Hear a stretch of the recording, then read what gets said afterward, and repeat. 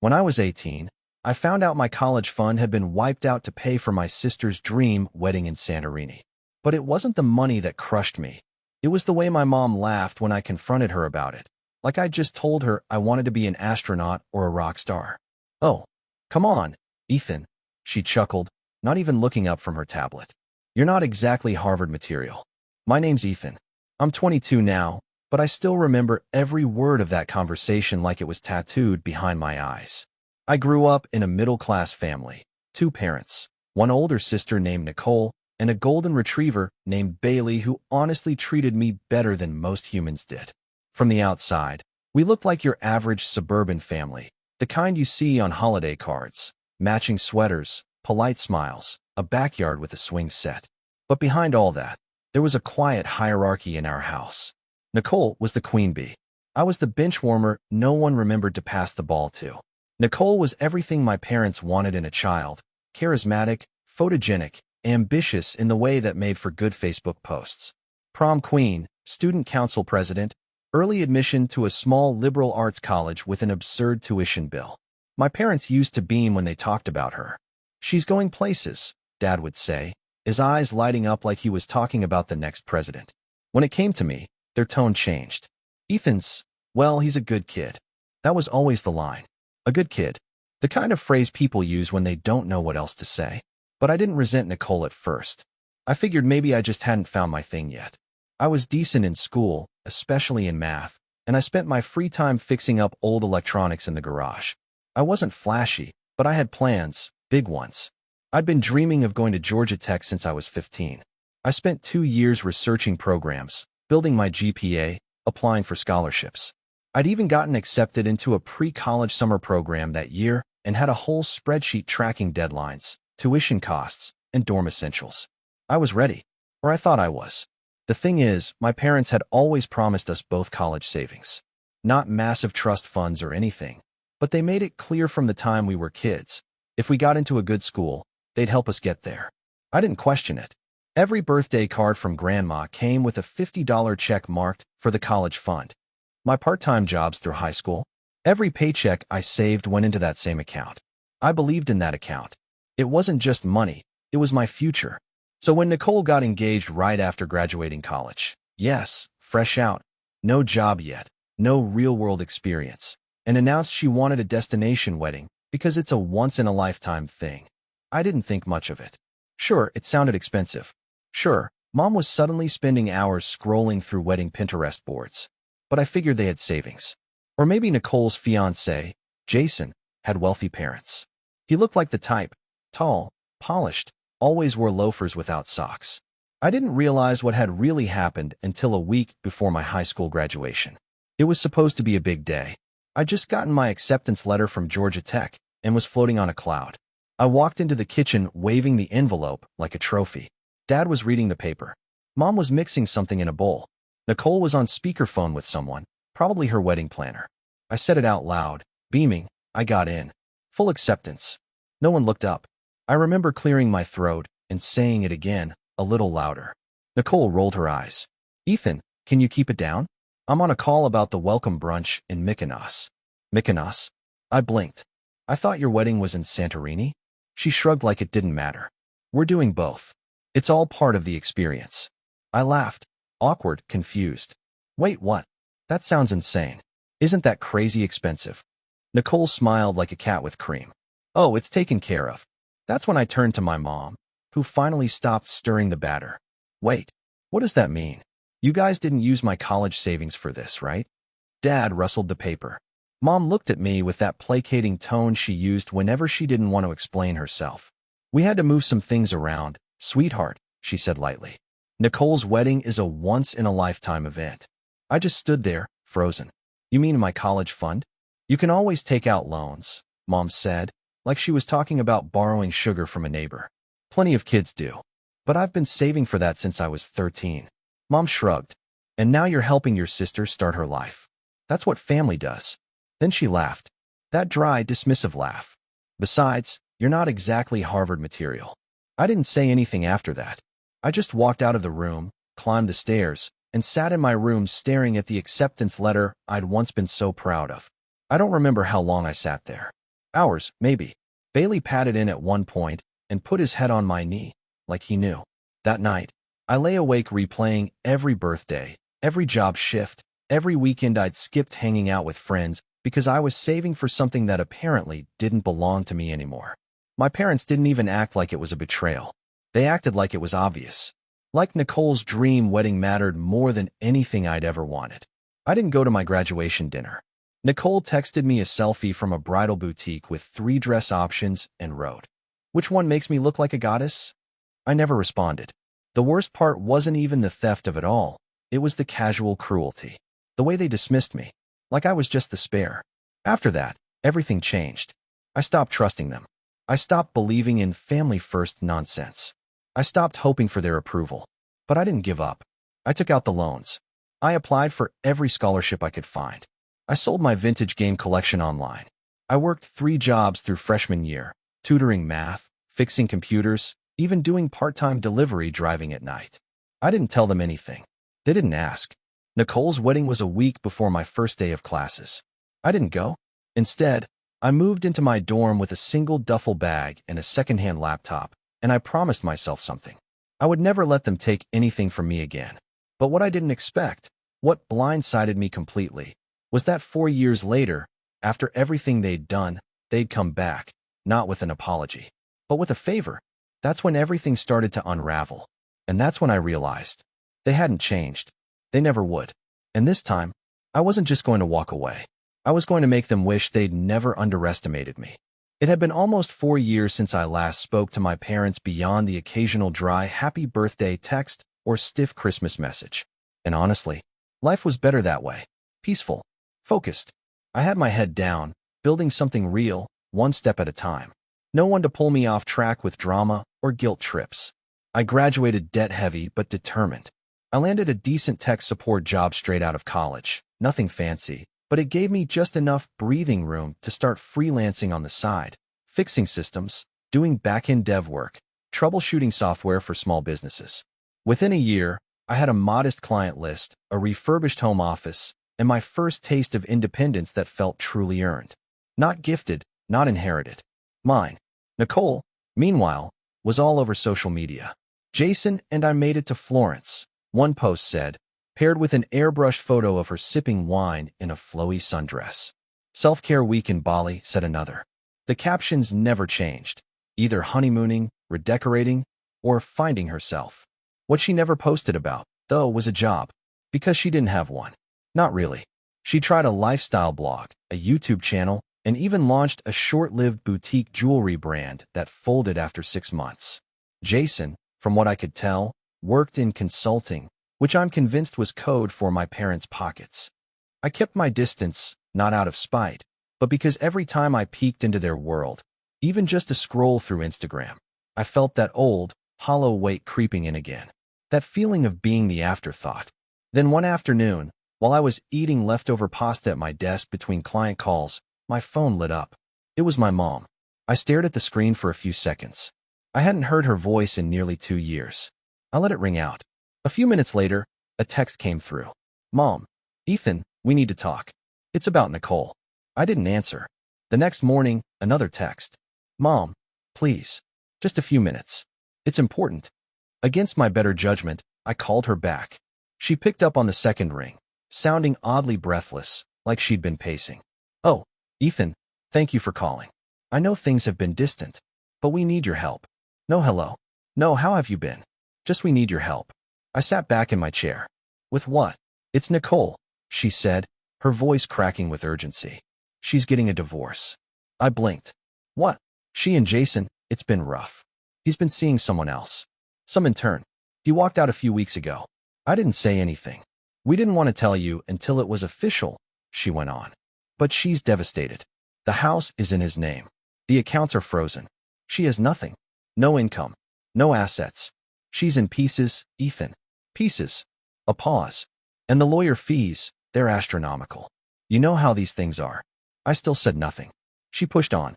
"We were hoping, praying, really, that maybe you could help. Just for now. Alone. Nicole's your sister. She needs us." I let the silence stretch. Every nerve in my body was on edge, tight like a bowstring. I could feel something boiling under my skin, but I wasn't sure if it was rage or disbelief. You want me, I said slowly, to pay for Nicole's divorce. Well, not all of it, she stammered. But maybe just help cover the retainer. She needs representation. Jason has a team of lawyers. I had to laugh. I couldn't help it. A sharp, bitter sound. Mom, for years ago you used my college savings so she could throw rose petals in the Aegean Sea. Now you want me to bail her out. That's not fair, Ethan. No, I snapped. You drained the one thing I had to build a future for her wedding. Then you told me to take out loans because I wasn't Harvard material. Now you're asking me to cover her legal bills. She hesitated. People make mistakes. We didn't know things would turn out like this. You didn't care how they'd turn out, I said. You gambled with my future, and now that she's screwed up hers, you want me to fix it. Her voice hardened. We're still your family. Are you? That ended the call. I thought that would be the end of it. I thought she'd go back to pretending I didn't exist, like she had for years. But I underestimated how desperate they were. 3 days later, Nicole showed up at my apartment. I opened the door, and there she was. Same glossy hair, same forced smile energy, but this time wearing oversized sunglasses and carrying a purse that probably cost more than my rent. She didn't even say hi, just swept past me like she owned the place and made herself at home on the couch. I know what Mom said, and I just want to be honest with you, she began. This isn't just about me. This is about showing Jason that I have support, that I have people in my corner. I closed the door and leaned against it. You didn't have people in your corner when you emptied my college account. She waved a manicured hand. Oh, come on. That was years ago. Are you still holding on to that? Yes, I said plainly. She sighed. Look, Ethan, I know we've had our differences, but this divorce is serious. I'm going to lose everything.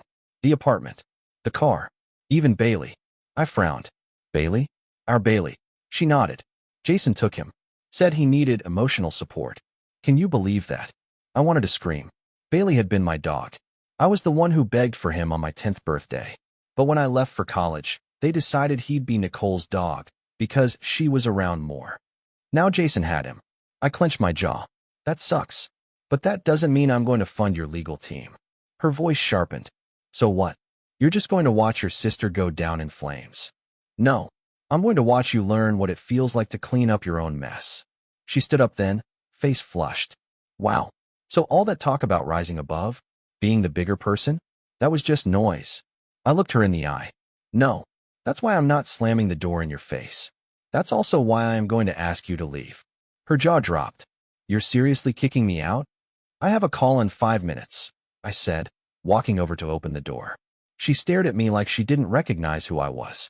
Good, because I wasn't the same kid who used to patch her Wi-Fi or walk her dog while she went shopping. I wasn't the quiet little brother who stayed home while she flew to islands and posted selfies with hashtags like #blessed. I was someone she didn't control anymore. A week passed. Then the emails started. One from my dad, one from Mom, then a long one from Nicole titled, An Open Letter to My Brother. Each one more manipulative than the last. Guilt, flattery, emotional blackmail. Dad, it's time to be the man of the family, son. Nicole needs us.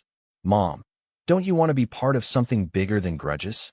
Nicole, I guess some wounds just never heal. But I thought you were better than this. They even CC'd my aunt and uncle on one of them, trying to build a chorus of guilt. But the worst came 2 weeks later. I was getting coffee near my building when my phone buzzed. A number I didn't recognize. I picked up, distracted. Hello, Ethan. This is Amanda. I'm Nicole's lawyer. I froze. Why are you calling me? I understand there's been some disagreement about financial assistance, she said smoothly. Nicole listed you as a potential lender on her application, and we'd like to confirm whether you're contributing toward her retainer. I'm sorry, what? She indicated you had agreed to help. We just need a verbal confirmation. My heart pounded in my ears. That's a lie. Oh, the woman said, clearly caught off guard. Apologies. I'll update the record. I hung up. Then I stared at the screen. She hadn't just asked for help. She pretended I gave it. She was trying to manipulate the legal system, using my name to secure representation she couldn't afford. That was the moment something inside me snapped. It wasn't just the money anymore. It wasn't about college or weddings or dogs. It was about principle, about truth, about finally standing up for myself and drawing a line that couldn't be erased with fake tears or family guilt. I went home. I opened my laptop, and I started planning. I didn't sleep that night. Even after the call ended with Nicole's lawyer, I kept replaying it in my head. Her voice, cool, professional, utterly unaware of the wrecking ball she'd just swung through my already fragile ties to that family. What struck me the most was how calculated it was. This wasn't a last-minute plea or emotional cry for help. Nicole had planned to use my name. She had handed it over to her lawyer as leverage, like it was just another resource in her endless list of fallback options. I paced around my apartment until dawn, the same questions circling over and over in my head like a wasp trapped in a jar. How many times was I going to let them do this to me? It wasn't just about money. It never was. It was about being used, overlooked, taken for granted. My whole life, I'd been the one quietly picking up the slack, walking the dog when Nicole forgot, fixing the Wi-Fi at 2 a.m. when she had a Zoom interview, covering her coffee tab when she left her card at home. And every time, I told myself it was just a phase, that one day, they'd see me differently. But they never did. That week broke something in me, but not in the way they probably expected. I didn't spiral. I didn't rage. I didn't even send a reply. Instead, I shut everything down. I paused freelance work for the first time in 2 years. I canceled my meetings. I ignored the emails still trickling in from my family like smoke from a fire that hadn't quite gone out. I went dark. And for about 3 weeks, I did nothing but exist. I ate ramen noodles and peanut butter sandwiches, let dishes pile up, skipped showers, and pulled the blinds down like I was hiding from a storm. Because emotionally, I didn't want to talk to anyone. I didn't want to explain. I didn't want to tell my friends why I looked like I hadn't slept in days or why I flinched when someone mentioned their parents. I had no one to talk to about it. Not really. My friends had good families. Or at least, ones that acted good. Ones that remembered birthdays and sent postcards and didn't use their college funds to pay for catered shrimp towers in the Greek islands.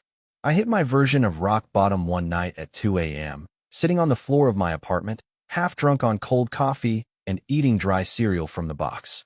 I'd just gotten an automated email reminder that my loan payment was due soon. The same loans I never should have had. The ones that existed because my own parents bet against my future. And right then, something inside me shifted. Not anger. Not bitterness. Resolve. I looked around my dim, messy apartment and thought, I'm done. Not with life. With them. I was done giving them space in my head. Done letting their decisions define my self-worth. Done carrying the guilt of not being their ideal son. So I stood up. I cleaned the entire apartment from top to bottom that night. Scrubbed the sink. Vacuumed. Did laundry. Organized my files. When I finally collapsed into bed, it was almost sunrise, but for the first time in weeks, I slept. And when I woke up, I got to work. Not just work, but the work. The kind that changes your life when no one's watching. I started with the one thing I could control, my business. I reopened my freelance portal and redesigned my personal website. I rewrote every service description to sound sharper, bolder, more professional. I revamped my LinkedIn. I reached out to former clients with follow-ups, asking for testimonials and referrals. I created a PDF services deck and started pitching small startups I admired. Within 2 weeks, I had 3 new clients. Then 5. I began tracking everything: hours worked, profit margins, customer retention. I joined a few online forums and communities for freelance developers, started posting tips, sharing experiences, giving advice. People noticed. My inbox started getting inquiries without me even having to pitch. One of my posts on a developer subreddit went mildly viral. Something about structuring your freelancing rates for long-term sustainability. That post landed me a connection with a small business incubator in Atlanta, and before I knew it, I was handling back-end work for 5 early-stage startups, one of which was quietly gaining traction in the fintech space. The funny thing? The more I worked, the more I remembered why I'd fallen in love with tech in the first place. It wasn't just about money. It was about building. About creating something that worked because I made it work. Unlike my family, code made sense. Inputs led to outputs. Logic mattered. There were no passive-aggressive comments or shifting loyalties, just clean function and results. By month 3, I'd paid off one of my loans in full. By month 4, I'd saved enough to finally upgrade from the beat-up secondhand laptop that had gotten me through college. I bought a sleek new machine, fast, powerful mine. I kept my head down and built. No social media posts. No gloating. Just quiet momentum. I started journaling again, too. Nothing fancy. Just pen and paper each night before bed, tracking my progress, unloading my thoughts. One night, I wrote something that stuck with me. If they couldn't see my worth when I had nothing, they don't get to benefit from me now that I'm building everything. It became a mantra. I taped it above my desk. Months passed. I got healthier. Not just mentally, but physically. I stopped eating like a stressed-out raccoon and started meal prepping. Nothing fancy. Chicken, rice, broccoli, but consistent. I began jogging in the mornings.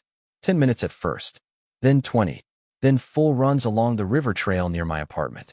It helped, cleared my head, focused me.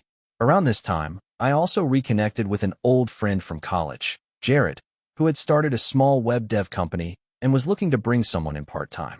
We grabbed coffee, talked shop, and clicked instantly. I took the role, and suddenly I had both a stable income and freelance clients on the side. Dual streams. More growth. Jared and I eventually partnered on a few projects that did well, one of which we ended up pitching to a local angel investor network. They didn't bite the first time, but one of the panelists remembered us. 3 months later, he reached out personally and asked if I'd be interested in helping with the back end on a new startup he was funding. And just like that, I was in. By the time I turned 23, I wasn't just surviving anymore. I was thriving. I'd built a full-time income, paid off most of my student debt, and launched a SaaS project with a modest but growing user base. I had my own LLC, a clean credit score, a small but respectable emergency fund. I wasn't rich. Not yet. But I was free. Free from the narrative they'd written for me. Free from the idea that I was second-tier, less than, disposable. I'd built my own future. And that should have been the end of it. Should have been the happy ending. The look at me now glow up. The full circle moment. But life has a funny way of circling back when you least expect it. Because just when I thought I was finally out of their orbit, Nicole came back. Again. But this time, she didn't come with tears or lawyers. This time, she came with receipts. And what she revealed, it changed everything. It started with a knock. Not a phone call. Not a text. An actual knock at my apartment door, 3 sharp raps just past 10 p.m. I was debugging a script when it happened, completely in the zone. So when the sound jolted me out of my focus, I instinctively glanced at my Nest feed first. The moment I saw the familiar outline, arms folded, head tilted slightly like she was already annoyed, I knew it was Nicole. For a second, I thought about pretending I wasn't home. But curiosity won out. I opened the door. She looked tired. Not in a long day kind of way, but in that stretched thin, makeup can't hide it way. Her hair was still sleek, but her eyes looked sunken, and the shine she always carried, the self-importance, the performative elegance, was dulled. She didn't say anything at first, just stood there with a manila folder clutched tightly in her hands, like she didn't trust herself to speak. "Ethan," she finally said, voice low, "I need to show you something." I didn't move. "Last time you showed me something, it involved lying to your lawyer and listing me as your financial sponsor." "I know," she said, looking down. "And I was wrong. That's not what this is." Against my better judgment, I stepped aside and let her in. She sat on the couch like she'd done 100 times before, but this time there was no air of entitlement. No smug smile. Just exhaustion. "I'm not here to ask for money," she said, placing the folder on the coffee table. "I'm here because I found out something about Mom and Dad. Something I think you deserve to know." I raised an eyebrow. "Go on." She opened the folder and pulled out a series of papers. Some were bank statements. Others looked like notarized letters. At the top of the stack was a printout from our parents' joint account, one I recognized because I used to deposit birthday checks into it when I was a teenager. Nicole handed it to me. "Do you remember the money Grandma left us?" I froze. Our grandmother, Dad's mom, had passed away when I was 14. A stern, no-nonsense woman who never had much to say, but always sent birthday cards with crisp bills tucked inside. She wasn't warm, exactly, but she was consistent. Dependable. I remembered her funeral. I remembered Dad getting oddly emotional, not just from grief, but something heavier, something more complicated. "She left us each a trust," Nicole continued. "Separate ones. Yours was $50,000. Mine was $50,000. The terms were the same. Locked until age 18, to be used for education or housing. I blinked. What? I didn't know until last week, she said. When I was going over some financial records with my divorce attorney, she found a weird transfer from my trust account to mom and dad's joint savings. I started digging. I stared at the document in my hand. There it was, plain as day. A withdrawal from a custodial account titled in my name, transferred directly into an account held by our parents. The date? 3 weeks before Nicole's wedding. My stomach turned. They used your inheritance, she said, almost whispering. Not just your college fund. Your inheritance. They closed the trust early and liquidated it. That's not even legal, I muttered, flipping to the next page. They falsified an educational waiver, she said. Said it was going toward your college tuition. Then they rerouted it. The paper trail's shaky, but my lawyer said with enough digging, it's provable. I sat back, letting the weight of it all crash over me. They hadn't just made a bad decision. They'd committed fraud. Against their own son. Against me. Why are you showing me this? I finally asked. Why now? Nicole hesitated, then said something I never expected to hear from her. Because I owe you. And because I think I finally understand what they did to you. She looked ashamed. Not performatively. Genuinely. When Jason left, they didn't help, she said. Not really. They offered a guest room and some tough love. That's it. I begged for help with legal fees. Mom said, well, you chose that man. She gave a short, bitter laugh. The same people who moved heaven and earth for my wedding wouldn't spare a dime for my divorce. I thought I was the golden child, she continued. Turns out I was just the useful one. The one they could parade around. The one who looked good on paper. And when I wasn't useful anymore. She trailed off. I didn't say anything. Not out of spite, but because I needed to absorb this version of Nicole. This quieter, cracked version who finally saw the machine from the outside. I'd waited years for her to get it. For her to see me not as the bitter sibling with a chip on his shoulder, but as someone who'd been systematically sidelined. And now she did. I don't expect forgiveness, she said after a moment. But I figured if you wanted to do something about it, you deserve to have the tools. She stood up, left the folder on the table, and walked to the door. Just before she stepped out, she turned and said, they underestimated you, Ethan. I did too. But I think they're about to learn what a mistake that was. She left. And that's when it hit me. I'd spent so long building my life away from them, distancing myself, proving I didn't need them, that I'd never once considered turning around and facing them head on. Not with resentment. Not with yelling or Facebook posts or Thanksgiving speeches. With power. Real, undeniable, legal, financial power. And now, I had it. I spent the next 3 days diving into the folder, cross-referencing every document, highlighting key transfers, making copies and backups of backups. I uploaded everything to a secure drive and shared access with an attorney friend of mine, Monica, who had once helped me with a freelance contract dispute. She took one look at the trust records and said, oh yeah, this is a mess. You've got grounds. Civil? I asked. Absolutely. And if you want to go nuclear? There's a fraud angle too. But that gets ugly. I thought about it for a long time. Then I said, I don't want to destroy them. I just want to take back what's mine. Monica nodded. Then we'll do it by the book. No surprises. Over the next few weeks, I built my case. Quietly. Strategically. Nicole provided more documents. Monica helped draft a formal demand letter. We uncovered other misuses of funds, small ones, maybe, but enough to show a pattern. There were even irregularities with Nicole's own trust, suggesting mom and dad had dipped into hers before she turned 18 as well. I began tracking my loan payments. Every cent I'd taken out because of their lie. Every interest fee I'd paid. Every month I'd spent working overtime to patch the hole they'd left. All of it, documented. And then, while scanning old email backups, I found something I'd long forgotten. An email from Dad, sent when I was 17. The subject was scholarship forms. In it, he told me not to apply for certain aid programs because it'll mess with the trust fund payout. We don't want to complicate things. I remembered being confused at the time. Now I knew why. They were never planning to use that money for me. They were buying time to reroute it. That email became the final piece of the puzzle. By month's end, we had a file thick enough to fill a legal briefcase. But I didn't go to court. Not yet. Instead, I waited. Because a better opportunity was coming. One they couldn't squirm out of. One where the spotlight would be on them. And where, for the first time, they'd be powerless to hide.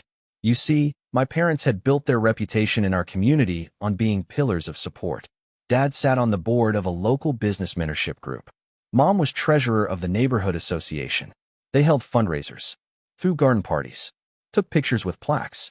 And next month, they were being honored at a local gala for outstanding family contributions. The irony nearly knocked me off my chair. I RSVP'd anonymously. Then I started preparing for the main event. Not a scene, not a tantrum, just the truth, neatly packaged, legally backed, and strategically timed. They'd taught me everything I needed to know about appearances. Now I was going to show them what happened when the curtain fell. And this time, I wasn't backing down. The night of the gala arrived like a thunderstorm disguised in sunshine. It was one of those early summer evenings that started warm and easy, but held a charge beneath it, like something was waiting to break. I wore a navy blue blazer, not because I wanted to impress anyone, but because I knew how my parents would read it. Success, stability, professionalism. I wanted to look like the son they never thought I'd become, the one they pushed aside, the one they bet against. The event was hosted at a country club just outside the city, a sprawling, manicured place with white columns and a chandelier in the lobby that looked like it cost more than my apartment. I arrived early and took my seat at one of the rear tables, positioned perfectly to observe but remain unnoticed for now. The evening opened with a cocktail hour, full of fake laughter and too tight handshakes. I spotted my parents near the center of it all, dressed to the nines. Dad in a gray tailored suit, Mom in a crimson dress that shimmered under the lights. They looked every bit the respected community couple, smiling, toasting, posing for pictures with a backdrop that read, "Honoring those who give back." Nicole wasn't there. We'd agreed on that. She didn't want to be seen, not yet, but she'd helped me prepare every piece of what was coming. After an hour, the guests were ushered into the banquet hall.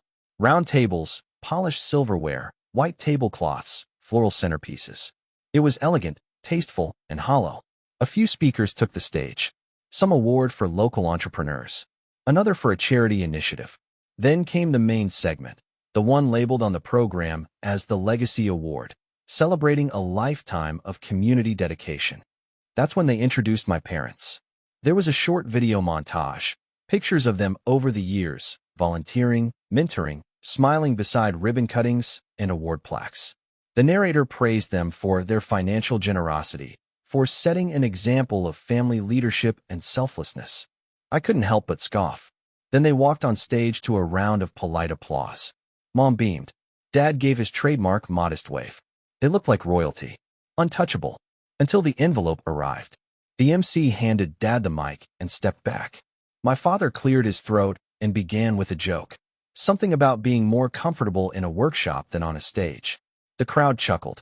And then, right on cue, one of the event staff walked up the stairs. She was young, maybe early 20s, dressed in black slacks and a white collared shirt. She held a cream-colored envelope with both hands and whispered something to the MC. I watched as confusion flickered across his face. Then a pause. Then he leaned into the mic and said, "Apologies for the interruption, folks. We've just received a document related to tonight's honorees. It appears to be from their son." A ripple of murmurs swept the room. My father's smile twitched. My mother blinked hard. I stood up from my table and made my way toward the stage. Slowly, calmly, people turned to look. Whispers followed me like a shadow. The MC hesitated, unsure what to do, but I gave him a nod as I stepped beside him.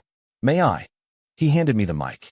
I turned to face the crowd, and for a moment, I saw them, not just my parents, but the entire room. Donors, executives, neighbors, friends, all people who'd been fed the same narrative for years. The benevolent couple, the generous parents, the pillars of the community. I took a breath. "My name is Ethan," I said. "Some of you know me. Most of you probably don't. I'm the son of tonight's honorees." I looked at my parents.